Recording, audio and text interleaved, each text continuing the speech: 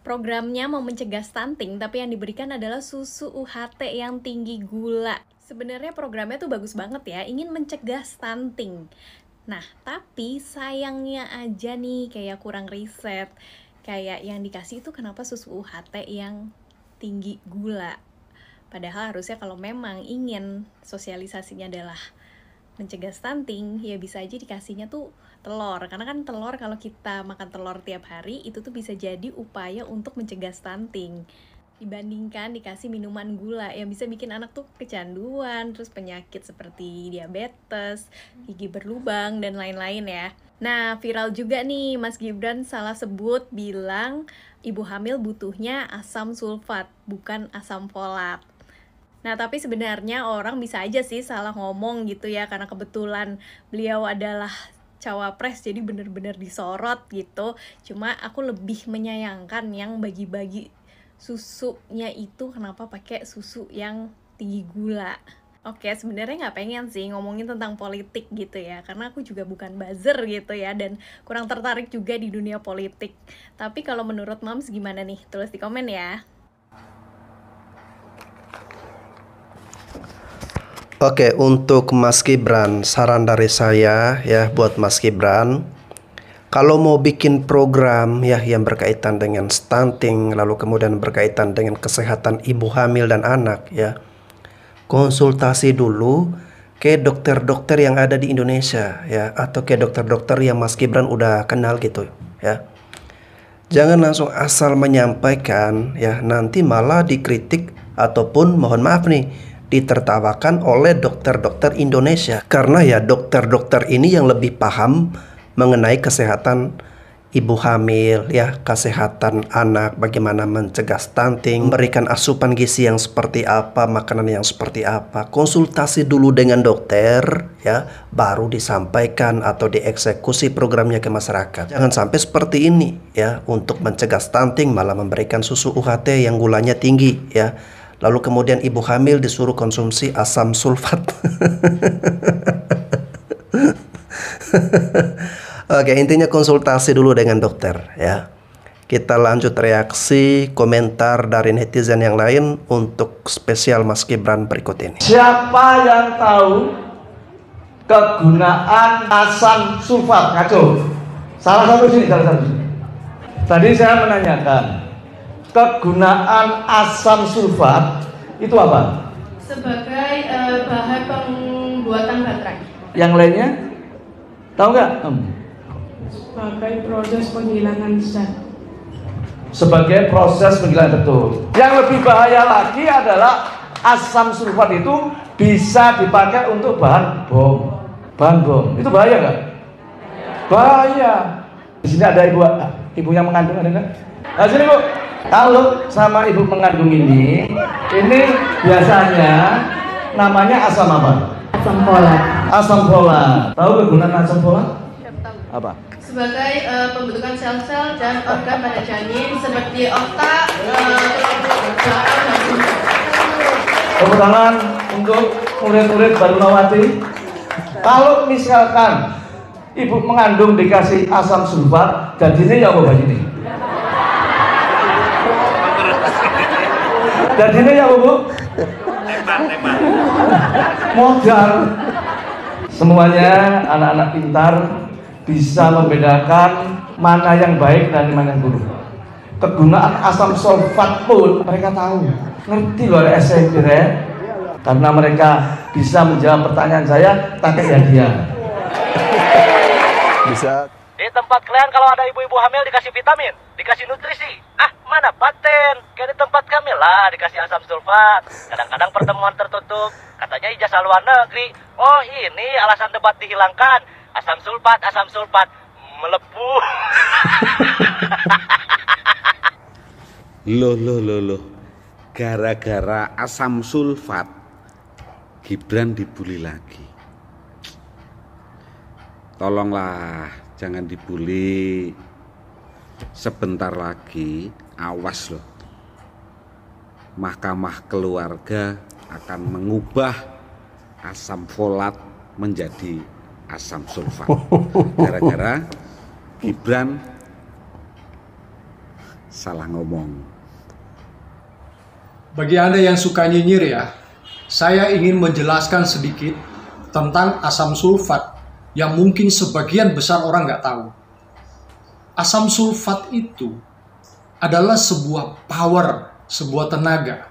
Dengan pemakaian yang sedikit, tertakar, dia mampu untuk memantik kehidupan.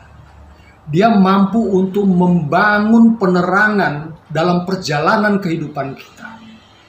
Dia akan membangun tenaga untuk mampu menggerakkan roda-roda kehidupan ini agar supaya kehidupan ini menjadi nyaman buat kita dan kita bisa pergi kemana saja, sejauh mana yang kita mau.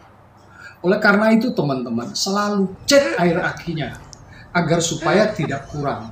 Jadi Anda mampu untuk memantik kehidupan baru pada saat kehidupan kendaraan Anda mati.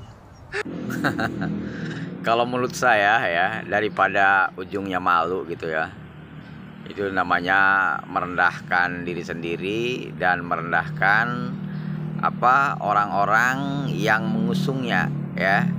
Kalau menurut saya mah wapres dari Prabowo ini, kita sebut saja namanya Gibran, ya lebih baik jangan banyak bicara dah. Karena apa? Karena sekali bicara itu banjir ya, diserang oleh para netizen gitu loh. Ya. Nah, yang baru-baru ini nyebut asam folat menjadi asam sulfat ya. Tujuannya kan asam folat, tapi salah ngomong ataupun memang kurang pengetahuan menjadi asam folat. Untuk apa? Untuk nutrisi orang hamil gitu loh ya, kira-kira begitu. Kalau asam sulfat ya ini unsur kimia yang berbahaya kan ya. Nah, kalau untuk nutrisi orang hamil gitu loh ya, ibu-ibu hamil berarti asam folat. Nah, nyebut asam folat saja salah menjadi asam sulfat. Nah, ini adalah indikasi bahwa ya ada dua kemungkinan, apakah memang salah sebut ya, sebetulnya tahu, ataupun memang karena tidak tahu. Nah, kalau memang karena tidak tahu berarti basic keilmuannya ini kan jelas-jelas rendah gitu loh ya, perlu dipertanyakan basic ilmuannya. Jadi hal yang wajar juga sebetulnya. Ya, hal yang wajar juga sebetulnya jika semacam Gibran usianya juga masih ya belum memenuhi syarat gitu loh untuk wapres gitu kan. Jadi hal yang wajar jika memang kurang pengetahuan. Jadi hal yang wajar. Kita lihat dari background pendidikannya juga paling setingkat SMK ataupun D1 ya. Jadi level pendidikan yang biasa-biasa saja.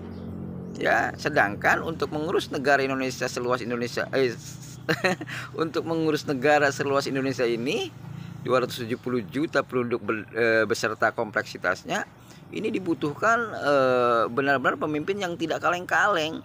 Ya, benar-benar pemimpin yang luar biasa gitulah ya, tingkat keilmuan dan pengalaman dan sebagainya.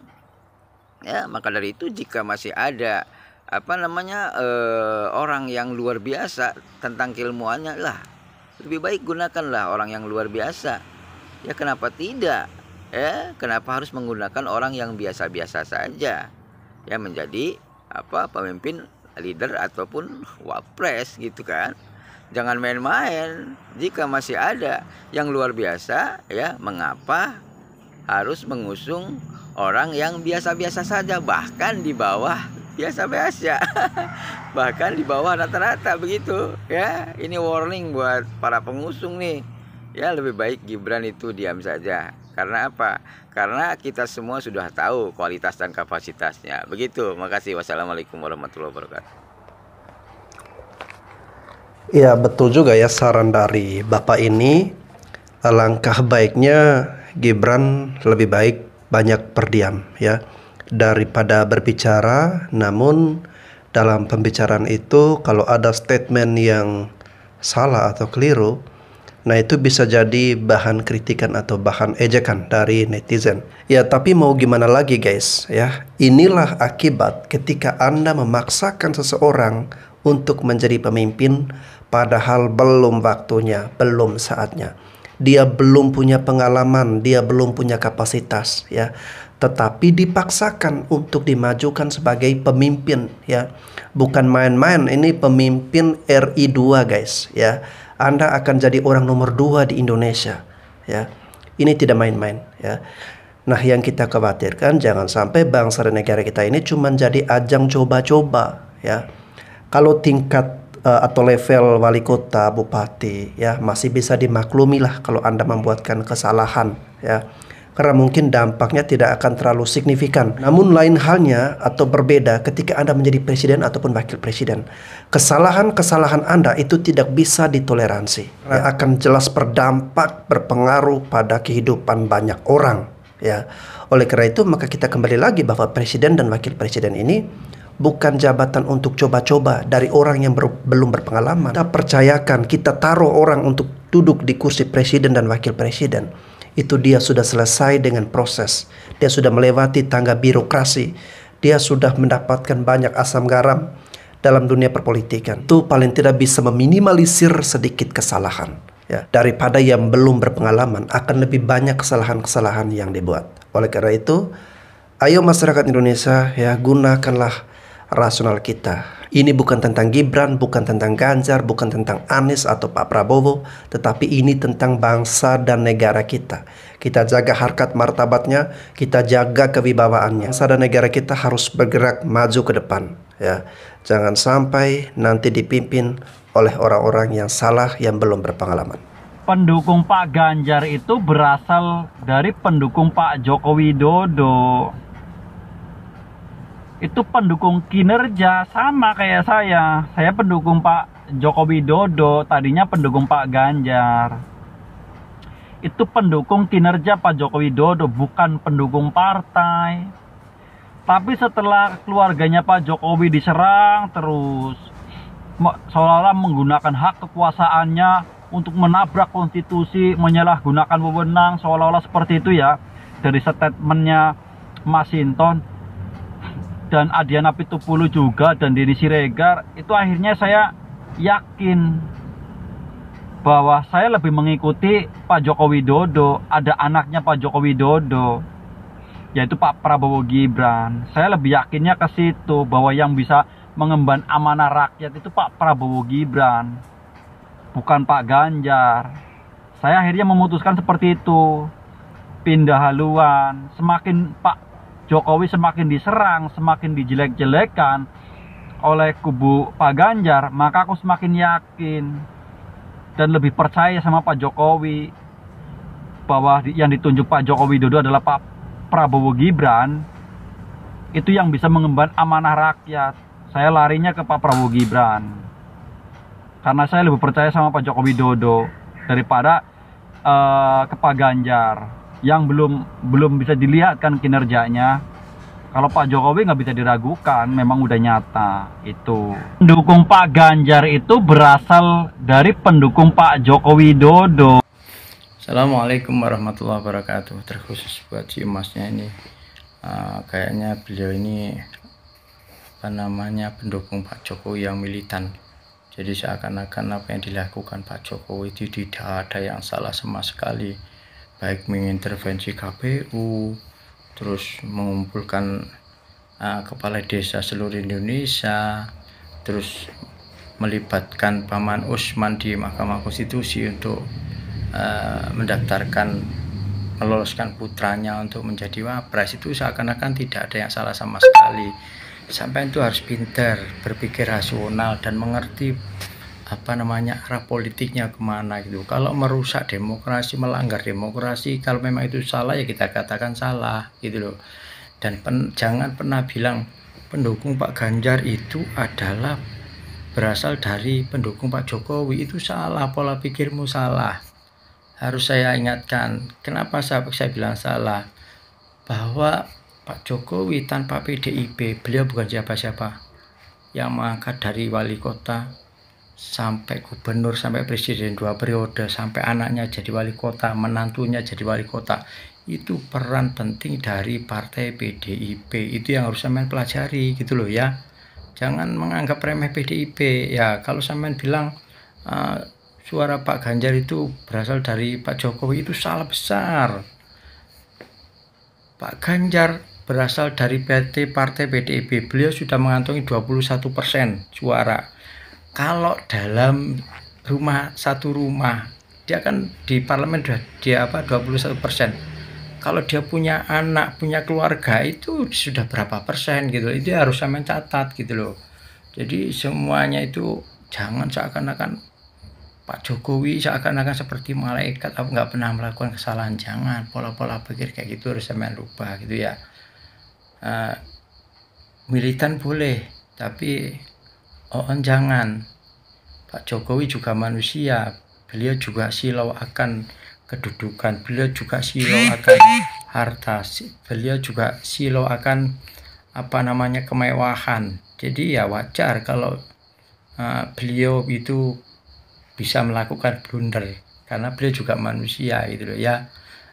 Dan perlu diingat satu lagi, jangan pernah mengkultuskan seseorang seperti malaikat, bahwa yang dilakukan semuanya itu seakan terjadi pembenaran.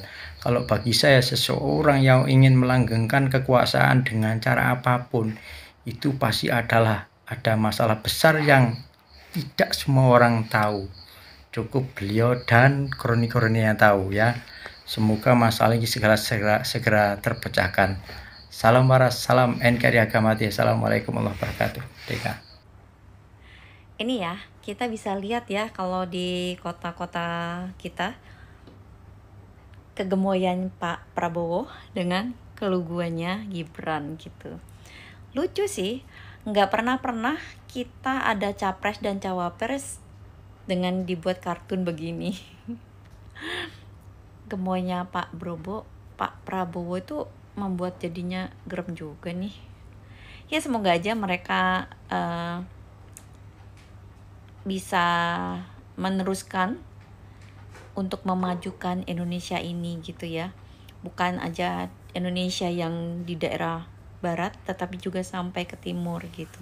Seperti yang dilakukan oleh Pak Presiden kita Jokowi.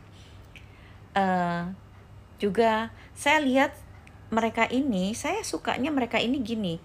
Pada saat mereka disentil dengan tanggapan mereka tentang hoax yang beredar, pasti mereka nggak ada, berita nggak bener itu. Nggak pernah mereka untuk balik menyindir gitu. Ya jarang sekali lah ya. Selalu mereka, enggak lah itu nggak bener, kita kerja aja, saya harus kerja gitu. Jadi saya lebih respect lah sama mereka gitu, karena mereka tidak melakukan seperti masa-masa lalu yang terus mencecar negatif gitu. Karena apa? Pada saat kita mencecar, tetapi politik itu nanti pada saat berbalik malah jadi kawan. Nah, itu yang kayak menjilat ludah sendiri gitu. Jadi mereka kayaknya sudah tidak melakukan hal-hal yang memperburuk kondisi, menjelekkan persaingan mereka, enggak. Nah, ini langkah yang bagus, dan mereka juga suka santai-santai gitu. Bawa senang aja, bawa happy aja. Itu bagus sih. Gitu. Semoga aja nanti pemilunya ini akan menjadi lancar ya. Ini tanggal 29 November. Mungkin nanti kita harus bersabar lagi untuk menunggu atau mendengarkan visi misi mereka yang lebih dalam lagi, yang lebih detail lagi. Emak-emak harap bersabar juga ya, masih ya. Kenapa elektabilitas pasangan nomor urut 2 ini selalu naik dan naik terus? Jadi pasangan yang lain makin tertinggal ini. Padahal kalau kita lihat, pasangan nomor urut 2 itu belum ngomong apa-apa, ya kan? Belum menunjukkan visi misinya, itu belum terlalu dikeluarkan gitu kan. Nah, ini katanya gara-gara gimmick, gemoy sama joget-joget. Kalau teman-teman percaya nggak hal itu bisa mempengaruhi elektabilitas? Saya sih nggak percaya sama sekali itu bisa mempengaruhi. Jadi kenapa itu bisa elektabilitas bisa naik pesat? Itu karena lebih dari faktor bisikan alam. Nah, Itu alami, secara alami. Jadi apa yang terjadi selama ini di pemerintahan antara Pak Jokowi dan partai-partai pendukung itu bisa dibaca masyarakat, karena teknologi ini kan semakin canggih nih, terbuka. Masyarakat bisa membaca arah dukungan Pak Jokowi ini kemana, walaupun Pak Jokowi sendiri tidak pernah menyatakan secara langsung mendukung pasangan tertentu, ya kan? Tapi ini yang menyebabkan kenapa pendukung bisa menyimpulkan, ya kan? Ini faktor bisikan alam.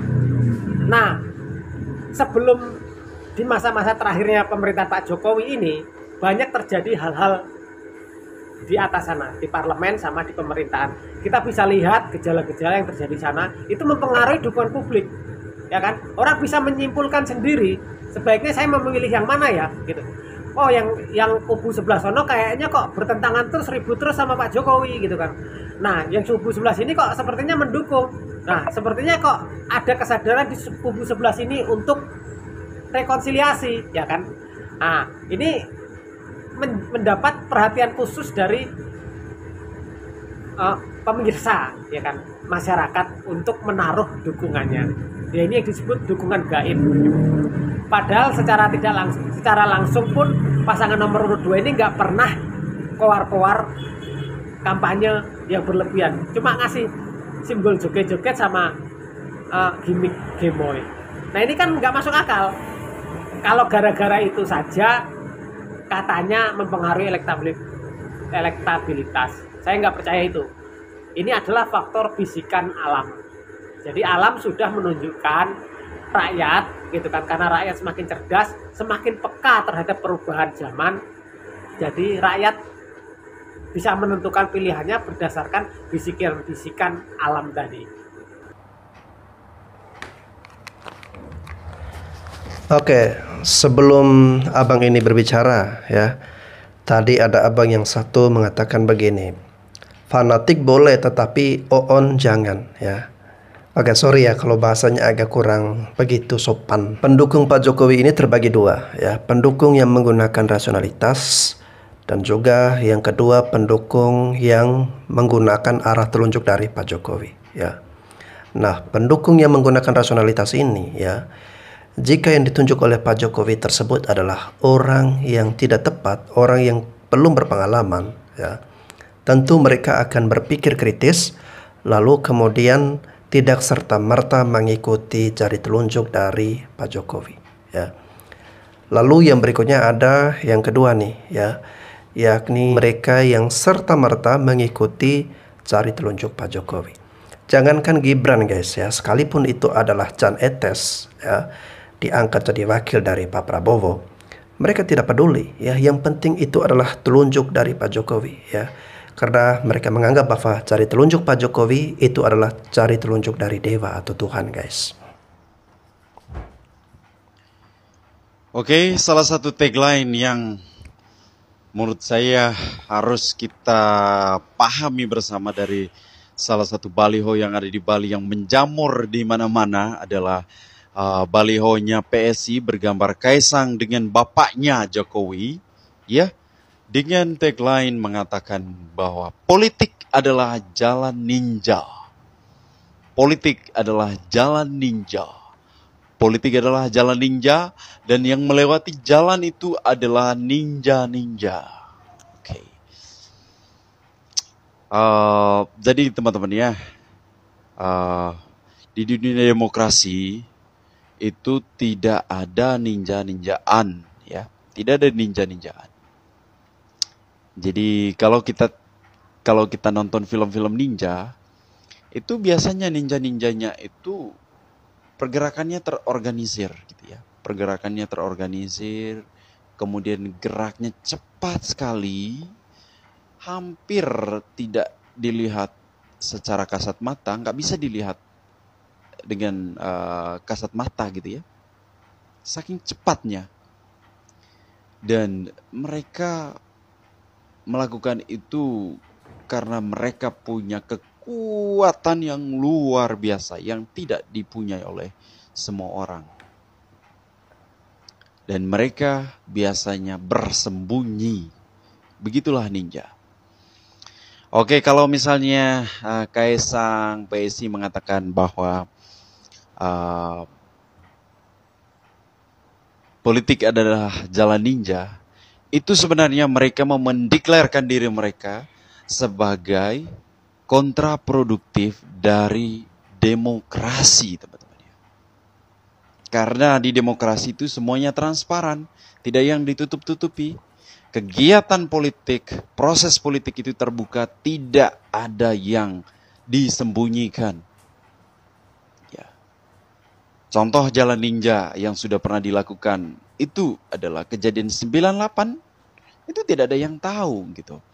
Tiba-tiba ada nyawa yang menghilang, ya, tanpa jejak. Dan semua orang tahu ini bukan rahasia lagi, itu Prabowo Subianto dipecat dari jabatannya dari TNI gara-gara operasi ninjanya ini. Dan sekarang hukum dibunuh, MK dibunuh. Ya. Seperti yang kita saksikan sekarang. Jalan ninja yang lain.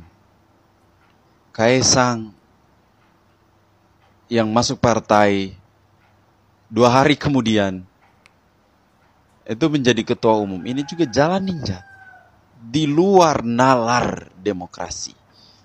Ya. Itu bagaimana prosesnya semua orang tidak tahu gitu lah. Bagaimana proses rasionalnya.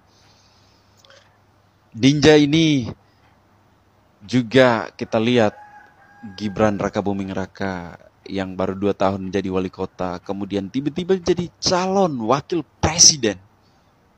Dan ini juga ninja. Entah hal apa yang membuat itu terjadi gitu loh. Logikanya seperti apa? Ini juga jalan ninja. Ya. Jadi demokrasi saat ini sedang dalam proses disandera oleh ninja-ninja. Jadi saya sebagai rakyat Indonesia yang mencintai negara kesatuan Republik Indonesia di atas segala-galanya, saya bersiap untuk menghadap ninja-ninja yang mencoba membunuh demokrasi ini. Oke. Jadi masyarakat Indonesia harus cepat-cepatlah sadar bahwa ninja-ninja ini sedang berkeliaran, ya. Ninja-ninja ini sedang berkeliaran dan bisa saja kalian akan menjadi, kita semua jadi korban dari gerak cepat ninja-ninja ini yang nggak tahu, nggak jelas gitu ya posisinya di mana dan sebagainya. Tiba-tiba kita menjadi korban. Nih ya, kenapa sampai hari ini Prabowo Gibran itu masih deg-degan? Deg-degan tuh, bisa nggak menang nih kita, bisa nggak menang nih kita, bisa kalah nih kita, bisa kalah nih kita. Oleh karena itu, ayo kita kumpulkan semua-muanya yang nggak boleh dikumpulkan, kita kumpulin juga. Soalnya gini, di 2014 dan 2019, ya ini matematika dasar nih, Jokowi dan Prabowo kan ikut pilpres. Kalau dijumlahin, suaranya 100%. Nah, sekarang Prabowo dan Jokowi bergabung, harusnya kan 100% suaranya. Ya, karena anaknya yang maju ya oke lah 80%. Tapi, kok sampai hari ini, dari hasil survei, ya termasuk surveinya Kedai Kopi, 40% aja susah. Gimana tuh? Bingung nggak? Ya nggak? Ya nggak?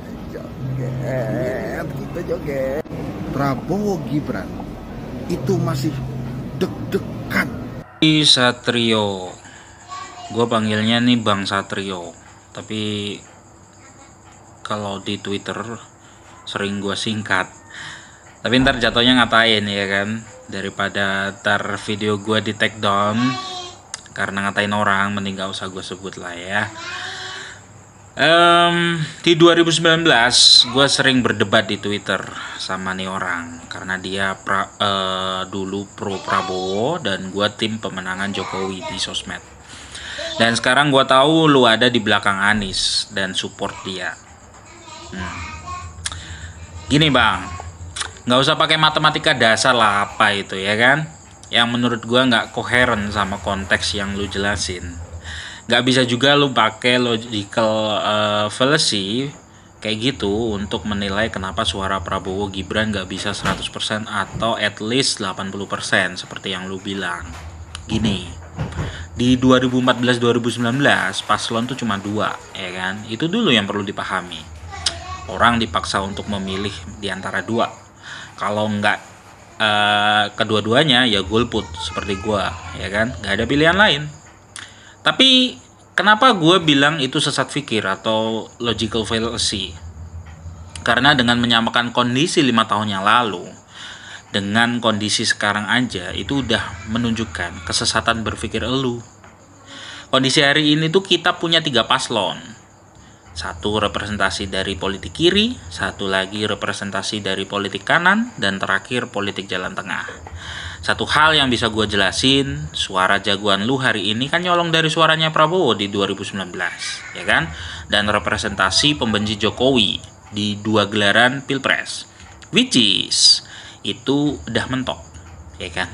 Sedangkan suara Prabowo hari ini adalah sisa suara Prabowo di 2014-2019 yang udah Anies colong membentuk angka 40%. Pertanyaannya, kenapa suara Prabowo Gibran trennya naik terus? Karena ada proses migrasi besar-besaran dari suara Jokowi yang masih tertinggal di kandang banteng, yang pelan tapi pasti mengisi lubang-lubang suara Prabowo di tiap daerah, khususnya di Jawa Tengah dan di Jawa Timur. Kenapa tim pemenangan Prabowo selalu optimis bisa 1 putaran? Karena mereka pegang data, tren survei, ya kan? Bukan ngawur, bukan usaha penguatan narasi dan opini, tapi fakta, ya. Sorry aja bang, kita ini ngomong dengan data dan fakta, bukan dari euforia sesaat lantaran terlalu norak menanggapi ramainya jalan sehat yang datang, tapi nggak ada bukti konkret yang bisa di capture melalui data statistik, ya kan? Ya buat apa gitu loh, kayak gitu ya kan? Gini bang, mending ya saran gua ya, tim-tim papan bawah kayak Burnley, Everton, Sheffield dan lain-lain tuh nggak usah terlalu norak lah senggol-senggol tim-tim papan atas 4 besar macam Manchester City, Arsenal dan lain-lain ya kan. Berusaha dan fokus saja geser klasemen dari tim papan tengah dulu, nggak usah muluk-muluk dah ya kan. Malu bang, santuy ya kan.